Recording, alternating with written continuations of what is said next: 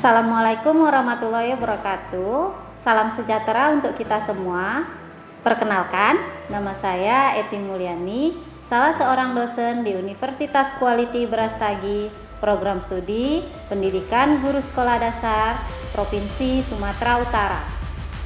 Pada kesempatan ini, saya akan memaparkan salah satu mata kuliah yang saya ampu di semester ini, yaitu mata kuliah Konsep Dasar Ilmu Pengetahuan Sosial dengan bobot 3 SKS. Mata kuliah Konsep Dasar Ilmu Pengetahuan Sosial merupakan mata kuliah wajib bagi mahasiswa Program Studi Pendidikan Guru Sekolah Dasar. Tujuan Konsep Dasar Ilmu Pengetahuan Sosial yaitu 1. Mengembangkan potensi mahasiswa agar peka terhadap setiap masalah yang terjadi di masyarakat. 2. Memiliki sikap mental positif terhadap perbaikan segala ketimpangan yang terjadi. 3. Terampil dalam mengatasi setiap masalah yang terjadi, baik pada dirinya sendiri maupun setiap masalah yang terjadi yang ada di masyarakat. Di akhir perkuliahan, mahasiswa diharapkan memiliki kemampuan peka dan mampu menyelesaikan setiap permasalahan yang ada pada dirinya dan permasalahan yang ada di masyarakat. Di pertemuan pertama perkuliahan yang harus saya sampaikan yaitu mengenai kontrak kuliah, materi-materi yang diajarkan, dan tugas-tugas yang harus dikerjakan oleh seluruh mahasiswa selama pembelajaran 1 semester. Adapun materi-materi dalam mata kuliah Konsep Dasar Ilmu Pengetahuan Sosial yaitu 1. Ilmu Sosial dan Konsep Dasar Ilmu Sosial. 2. Guru IPS dalam perubahan ilmu sosial. 3. Keterampilan-keterampilan dasar ilmu sosial. 4. Individu, kelompok sosial, masyarakat, dan negara. 5. Manusia dan lingkungan. 6. Pengaruh kebudayaan luar terhadap budaya Indonesia. 7. Persiapan kemerdekaan Indonesia. 8. Perjuangan bangsa Indonesia untuk mencapai kemerdekaan. 9. Ekonomi, koperasi, dan bisnis Indonesia. Teknik yang saya gunakan dalam pembelajaran ini yaitu teknik DIA, Delivery, Interaction, dan Assessment. Sedangkan untuk mode perkuliahan yang dilaksanakan selama 14 kali pertemuan yaitu mode kuliah secara online. Untuk penggunaan media selama pembelajaran terdapat 4 media yang digunakan. 1. Zoom Meeting. 2. WhatsApp Group. 3. Google Meet. 4. E-Learning. Sistem penilaian pada mata kuliah Konsep Dasar Ilmu Pengetahuan Sosial terdiri dari 4 aspek. Yang pertama, kehadiran. 2. Nilai tugas. 3. Uji tengah semester. 4. Uji kompetensi akhir semester. Sedangkan untuk persentasinya, kehadiran sebanyak 10%, nilai tugas sebanyak 20%, uji tengah semester sebanyak 30%, uji kompetensi akhir semester sebanyak 40%. Demikian yang dapat saya paparkan terkait mata kuliah yang saya ampuh, yaitu mata kuliah Konsep Dasar Ilmu Pengetahuan Sosial. Selanjutnya, saya akan menampilkan contoh kegiatan pembelajaran dengan menggunakan media Zoom Meeting, materi individu, kelompok sosial, masyarakat, dan negara.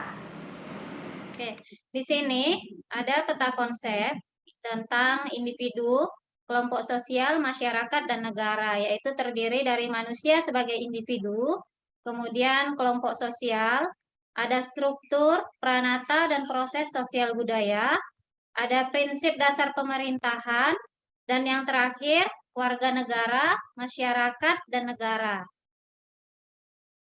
Terlihat, Bu. Terlihat. Ada apa di gambar itu? Ada bola-bola atau ada pertanyaan? Jadi di situ ada satu pertanyaan. Apa yang kamu ketahui tentang individu? Coba saya mau dengar dulu. Ada yang bisa nggak menjelaskan? Apa sih individu itu? Organisasi yang berdiri sendiri dan bersifat bebas, Bu. Ya, Organisasi. organisasi tunggal gitu, Bu. Organisasi berarti kalau organisasi itu kan rame ya kan, terdiri dari Enggak lah. berkelompok-kelompok enggak? Kalau organisasi itu apa? Itu apa namanya? Sebuah kayak tim gitu. Iya, ya kan? Berarti kalau gitu Ibu jelasin ya, individu ini merupakan bagian terkecil dari kelompok masyarakat yang tidak pernah terpisahkan dan menjadi bagian yang lebih kecil lagi. Berarti dia memang cuma satu, tidak terpisah-pisah dan tidak terbagi-bagi. Paham sampai di sini? Lain Paham. dengan cerita organisasi tadi. Kalau organisasi kan terbentuk oleh dari beberapa orang ya kan, dengan kesamaan tujuan, minat, seperti itu dia. Kemudian di sini ada dikatakan mengapa manusia dikatakan sebagai makhluk individu. Ada yang tahu kenapa kalian dikatakan makhluk individu? Karena berdiri sendiri, kurasa Karena berdiri sendiri, tidak terbagi-bagi, Ya. tidak terpisah-pisah, memiliki pribadi yang berbeda dengan pribadi yang lainnya, ya kan? lainnya. Memiliki Ya, Bu. karakteristik yang unik. Udah? Kemudian dari situ timbul pertanyaan, apa saja perbedaan tingkah laku ataupun tiap-tiap dari individu? Coba ada nggak yang sama dari tingkah laku Elkana mungkin dengan tingkah laku Ananda? Ada nggak yang sama dari fisiknya mungkin dari Elkana dan Eria, dari Ferry gitu? Ada nggak yang sama? Betulnya Ada? sih ada, kalau harus kan itu harus kita lihat, Bu, dari sifatnya gitu juga, Bu, gitu. Ada, Bu. Oke. Tapi Sama-sama baik. pada dasarnya ya kan, setiap individu itu memiliki perbedaan fisik, perbedaan karakteristik, walaupun mungkin kita sama-sama periang, tapi dalam mungkin menghadapi suatu masalah, pasti berbeda dalam menyikapinya setiap orang. Iya enggak? Berarti, apa saja perbedaan tingkah laku dan tindakan tiap-tiap individu tadi? Ada yang bisa jelasin? Kamu sama nggak dengan kakak kandung kamu? Sama nggak dengan saudara kamu yang lain? Dari segi fisiknya Enggak, Bu. mungkin kan enggak ya kan? Makanya dikatakan individu itu adalah tunggal sendiri, berbeda dari yang lainnya, baik itu dari fisik, perasaan, pengetahuan, bakat, itu semuanya pasti berbeda. Mungkin kalau memiliki minat yang sama, mungkin sama, tapi belum tentu itu untuk dalam satu tujuan yang sama. Gitu. Belum semuanya keseluruhannya pasti sama. Bisa dipahami ya? Bisa sampai di sini? Oke. Bisa dilihat enggak bahwasannya karakter setiap individu itu berbeda. Ya kan? Ya, Bu. Bisa jelas dari sini kan? Makanya dikatakan individu satu dengan individu yang lain itu memiliki karakter, pribadi, pengetahuan, bakat, dan fisik yang berbeda satu sama lainnya. Dari sini dilihat fisiknya gimana? Yang satu lebih gimana ini Satu fisiknya? hitam, satu Ini putih. jenis rambut ya. Coba dilihat jenis Ya, jenis, rambutnya. ya, jenis rambutnya ya, Bu. Berbeda ya kan? Apalagi sudah Ya, tua dengan yang masih anak-anak ya, terlihat beda kali ya kan? Itu lain cerita Bu. ya kan? Oke, kemudian ada warna kulit. Warna kulit setiap individu berbeda. Ada yang warnanya putih, ya kan? Ada yang sawo matang, ada yang hitam. Kemudian, Ada yang pelek aku. iya, kemudian ini dari segi tinggi badan juga masing-masing orangnya itu berbeda, ya kan? Berarti sampai di sini bisa dipahami Ya, ya Bu. mengenai individu ya. Sudah bisa ya dibedakan ya? Oke. Sudah, Bu. Pada kodratnya, manusia itu memiliki banyak gelar ataupun banyak atribut, ya kan? Salah satunya manusia sebagai makhluk individu. Yang kemudian ada makhluk sosial. Makhluk sosial itu berarti setiap manusia itu setidaknya harus apa? Makhluk sosial. Berdampingan, Bu. berdampingan, sama. berinteraksi, bekerja sama, ya kan? Karena manusia itu tidak bisa hidup sendiri. Oke, kita lanjut ya. Kalau kelompok Ada, Bu. sosial ini, apa sih yang ada di bayangan kalian mengenai kelompok Gotong sosial? royong. Gotong royong. Terus? Ya, gotong. Terus apa lagi? Organisasi, Bu. Organisasi. Itu organisasi kayaknya, Bu. Iya. Iya, organisasi, ya kan? Coba ya. Berarti kita lihat dari pengertiannya ya. Kumpulan manusia yang memiliki kesadaran akan keanggotaannya dan saling berinteraksi. Berarti manusianya tidak satu, tapi berkumpullah beberapa manusia dengan tujuan, minat yang sama, mungkin dengan kesamaan nasib, tujuan. Nah, itulah dia menjadi suatu kelompok sosial. Baik bisa dibentuk dalam suatu organisasi maupun seperti yang kita lihat sekarang ini lagi banyak-banyaknya apa? Kelompok sosial yang sering terjadi sekarang ini. Ada klub motor, ya kan? Ada enggak? Kalau kalian ngikuti organisasi apa? Karang Taruna. Karang Taruna. Keagamaan, Bu. Keagamaan. Lihat ini latar belakangnya. Latar belakang terbentuknya kelompok sosial ya. Adanya naluri manusia untuk hidup dan berinteraksi bersama. Kemudian adanya unsur kesamaan seperti kepentingan dan keturunan, asal bahasa, serta kebudayaan. Kan ya kan? Dengan adanya satu kebudayaan aja, biasanya kalau orang Karo itu ada nggak perkumpulannya? Ada kan? Ada, Bu. Ah, itulah Ada, Bu. makanya. Berarti itu perkumpulan berdasarkan apa? Marga, ya kan? Oke, kemudian adanya unsur kedekatan tempat tinggal dan geografis. Kemudian selanjutnya ada ciri-ciri kelompok sosial. Coba bacakan dulu Elkana. Ciri-cirinya itu apa aja? Kelihatan?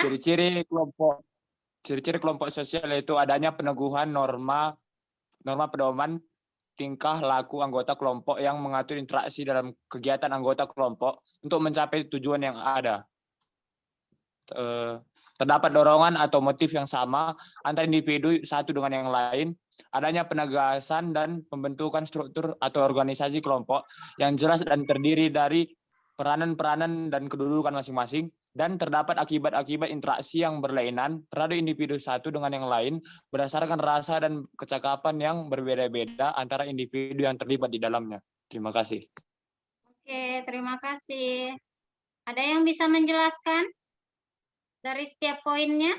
Atau sudah jelas? Lihat, ini ada gambar, bisa dipahami? Kelihatan Elkana, Ferry, kelihatan? Kelihatan, Bu. Ferry Iya. yang gambar nomor 4 itu, Bu. Kalau untuk Ferry yang gambar nomor 4 ya. Jadi kalau untuk kamu gambar nomor berapa Elkana? Aku Nomor suka 3 belajar, lah, Bu. Bu. Aku nomor 3 lah, yang Bu. baju pramuka itu, Bu. Ferry suka yang baju pramuka. Berarti pada saat SMA dulu mengikuti kegiatan pramuka? Enggak, Bu. Oh, enggak. Siapa yang pernah ikut organisasi ataupun pramuka di sekolah?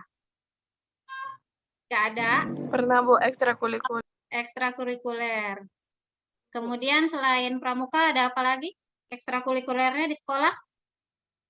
Yuki S, Bu. Olahraga, Bu. Olahraga. Terus Sabakti, Bu. paskibranya ada? Paskibra, Bu. Paskibra. Ada, Bu. Tapi aku dulu dipecat. Kenapa kamu dipecat? Iya. Lihat Kan ini. aku Lihat di sini. Iya. Di gambar Ya, Bu. nomor 1, apa yang bisa dijelaskan? Area ada Bersamaan. area. Coba area dijelaskan dulu. Apa yang kamu pahami tentang gambar nomor 1? Itu kayak berolahraga bersama-sama dengan naik sepeda, Bu. Iya, berarti tapi dia walaupun dia terbentuk oleh suatu kelompok sosial, tim ya kan? Biasanya ini apa? Kalau semacam klub-klub gitu dia ya Car kan? Free Day. Komunitas, Bu. Komunitas, iya komunitas, benar. Jadi makanya Tadi. komunitas ini terbentuk karena apa? Biasanya sama-sama memiliki tujuan dan minat ataupun hobi yang sama ya kan? Kemudian ini lihat di gambar nomor 2. Kegiatan gotong royong, Bu. Kegiatan gotong royong. Kalau ini memang dia tidak terbentuk seperti komunitas ya kan? Dia tidak terstruktur kali, tapi dia ini terbentuk karena apa?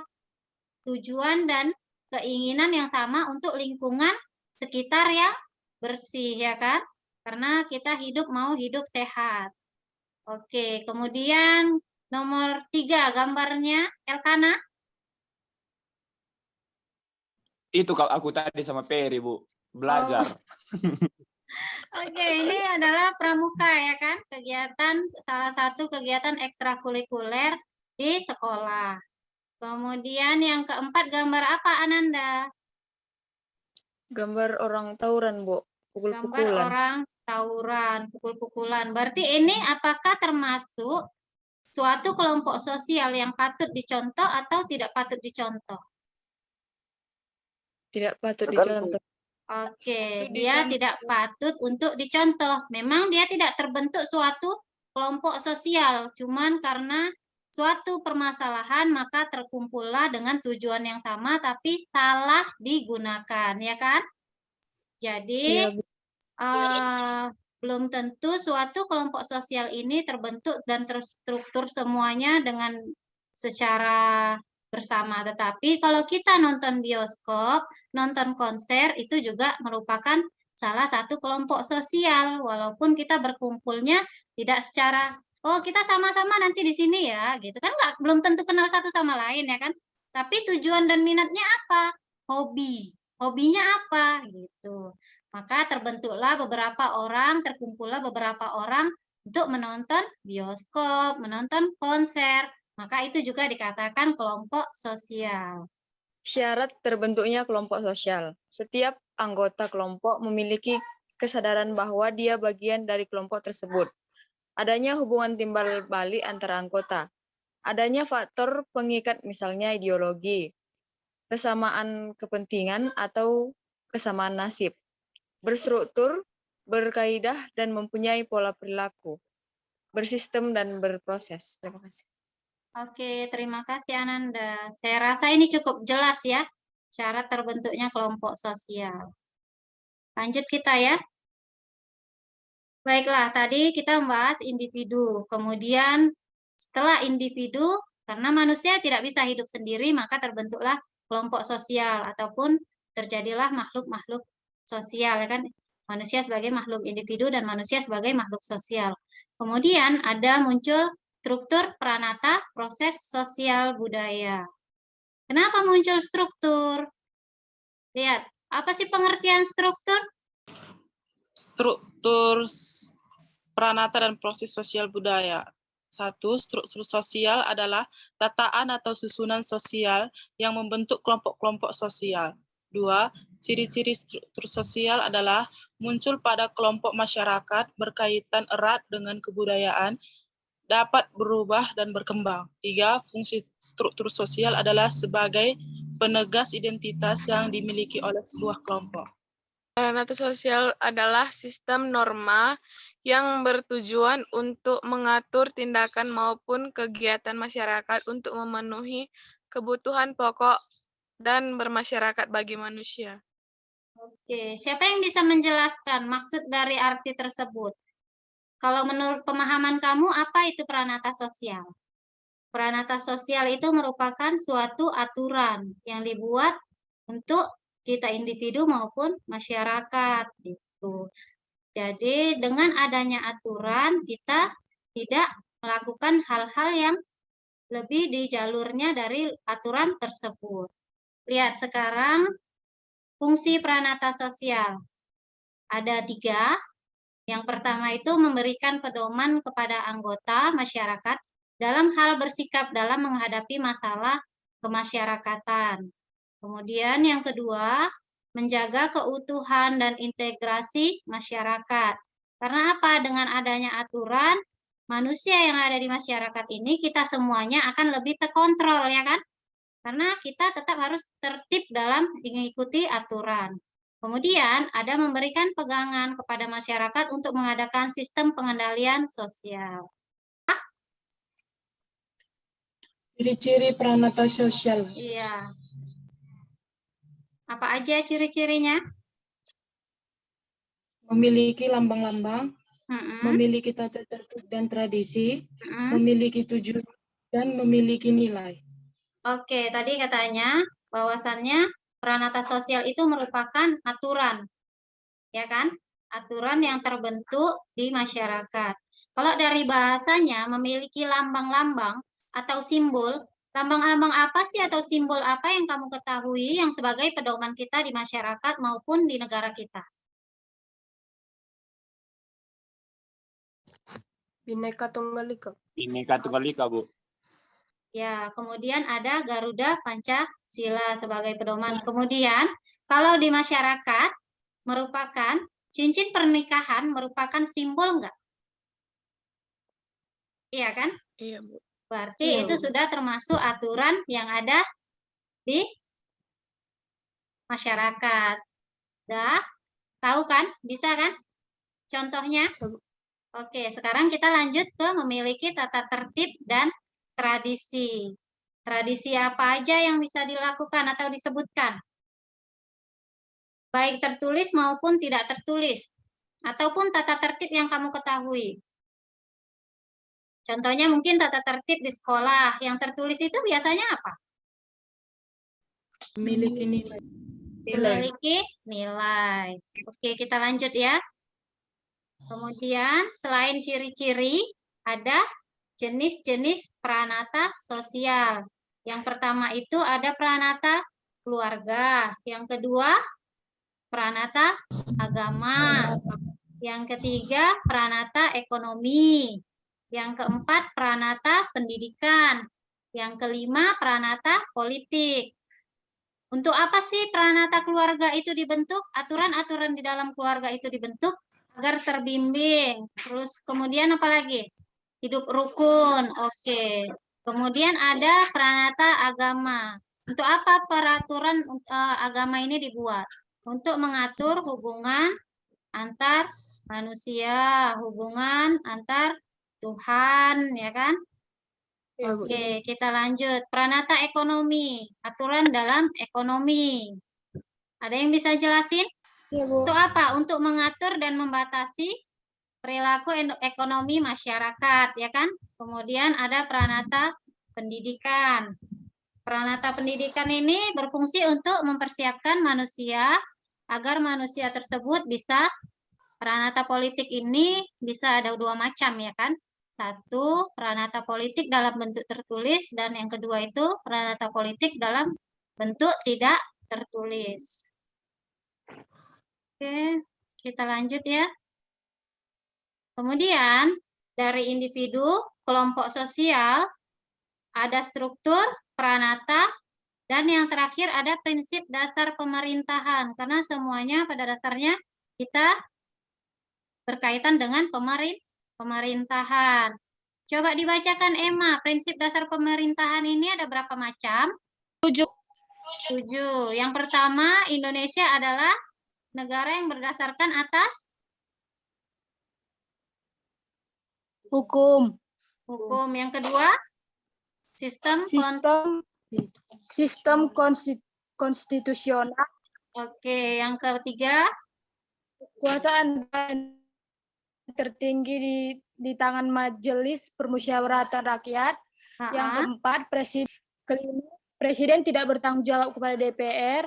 Keenam, menteri negara adalah kalau warga negara lain, setidaknya dia berumur 18 tahun. Kemudian ada pasal 21. Kemudian pasal 30. Kemudian ada pasal 31, ya kan? Oke, kita lanjut ya. Di sini ada gambar apa? Apa itu masyarakat?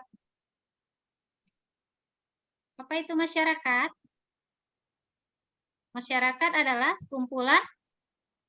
Orang-orang yang menetap di suatu wilayah. Oke, orang-orang yang menetap di suatu wilayah ataupun kumpulan Orang-orang individu-individu yang hidup bersama, ya kan? Kemudian di gambar kedua ada apa? Tanggung jawab sebagai warga masyarakat. Coba tanggung jawab kamu di masyarakat apa? Musyawarah atau mufakat. Mengikuti musyawarah ataupun mufakat, ikut menjaga keamanan lingkungan, ya kan? Itu adalah beberapa contoh rasa tanggung jawab kamu terhadap masyarakat. Kemudian yang digambar ketiga ada lembaga-lembaga kemasyarakatan, ya kan? Di situ ada Karang Taruna, ada apa lagi? PKK, RT, RW, Bimas, Bimas. Oke. Kita lanjut ya. Oke, yang terakhir ini gambar apa? peta, Bu. Gambar peta. Iya, memang peta. Kalau dipikir-pikir ini peta apa? Indonesia, Bu. Indonesia. Bu. Indonesia itu apa? Negara, Bu. Oke, negara.